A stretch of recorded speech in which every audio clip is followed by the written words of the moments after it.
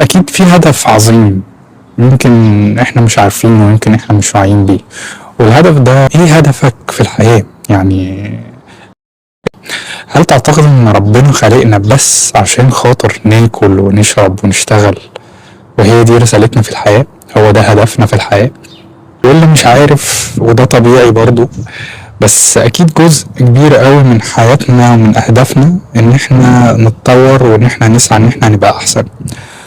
يعني ده أكبر هدف لينا في حياتنا، إن إحنا دايما نبقى أحسن ودايما نلاقي شغفنا ونلاقي أهداف كتير في الحياة. الحياة مش بتقف على هدف واحد وإن برضه رسالة واحدة زي ما إحنا متخيلين. إن إحنا بنسأل دايما إيه رسالتنا في الحياة؟ إن إحنا معندناش رسالة واحدة أو هدف واحد، بالعكس إحنا عندنا أهداف كتير. في الفيديو الأخير كنت بتكلم وبشرح على طريقة اسمها سمارت.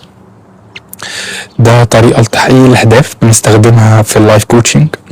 دي طريقة مميزة جدا وطريقة لذيذة جدا، هي واضحة، تحط لك نظام. يمكن حياة الإنسان من غير نظام بتبقى حياة عشوائية، مش بنقدر نحقق فيها حاجات كتير، وده بسبب إن مفيش نظام. لما تيجي تبص على النهر أو على البحر أو أي مجرى مية، عشان يمشي عشان يتحرك ليه نظام، ليه حدود.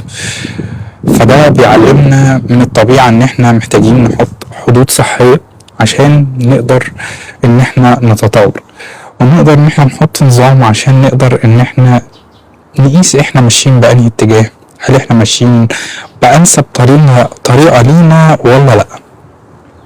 أنا يعني ما عنديش اقتناع قوي بالصح والغلط، لأن حتى اللي اخترعوها هي اسمها النظرية النسبية. يعني الصح ده نسبي والغلط ده نسبي.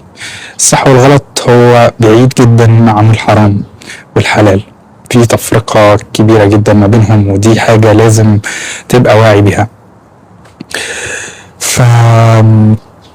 ايه هو هدفك في الحياة؟ ازاي تقدر تستخدم طريقة سمارت؟ تشوف الفيديو اللي فات، وهنزل كمان فيديو النهاردة ان شاء الله بإذن الله مختصر شوية عن اسلوب او طريقة سمارت.